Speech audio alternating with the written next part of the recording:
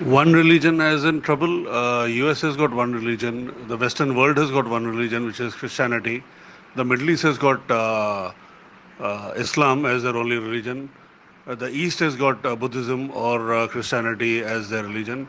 It is only India which is multicultural, multi-religious. We did not thrust. The independence was thrust upon us by Muslim League. They wanted a separate state for themselves, and having done that, then it was Nehru's fault to have declared India as a secular country. Today, 99% of the politicians are bending backwards to appease the minorities, as if there is no other agenda, there is no development, nothing else. The first thing that they start is we are a secular state. Who the fuck cares you are a secular state or not? Britain is not a secular state. They are a developed country. Germany is not a secular state. They are a developed country. Italy, France, Canada, America, name it. What has secularism got us? Hindu by nature is secular. That's why 1,000 years we have been ruled by marauders. We don't need to be preached and taught secularism by these Johnnies. It is all a question of suppressing the majority. And when they find a messiah in Modi, why is everybody today up in arms? This is one community which has been subjugated, has been humiliated, has been massacred, our temples destroyed, our books destroyed. This is an old civilization, 10,000 year old.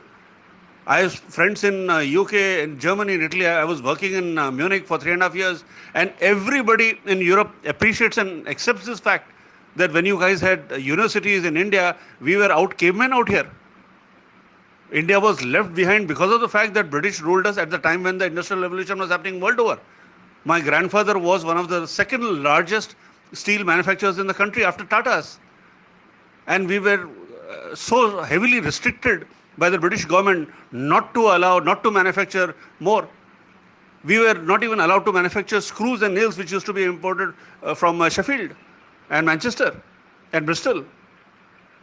That is what India has come out from. And this is one first Prime Minister we have had who looks at India first, and we are accusing him. He happens to be Hindu. So be it. It's a 10,000 year old country. It is, Hindus belong here. Where else will they go?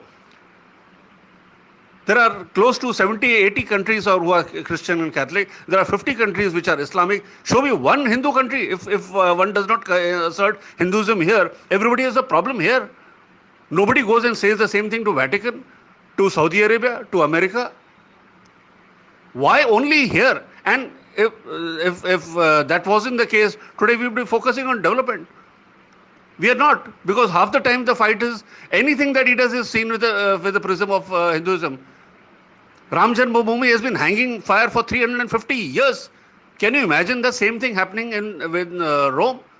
I tell my Christian friends, you were saying that we must build a school or a church or a university or a hospital in Ram Janmabhoomi. I said, you ask your Pope if he can give me 1 square foot of tile of Shiva or Krishna to be put in Vatican. No, your holy place is holy place. Our holy place is negotiable.